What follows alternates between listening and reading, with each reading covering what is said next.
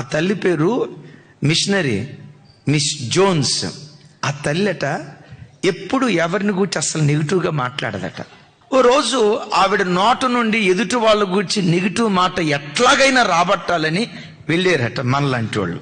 సైతాన్ గాడి గురించి నీ అభిప్రాయం ఏంటి అని వీడిని అడిగారట.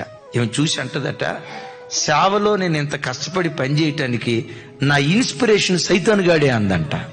ఏం మాట్లాడుతున్నారు సిస్టర్ మీరు అని అంటే, నీకెట్లా ఇన్స్పిరేషన్ అయ్యాడు?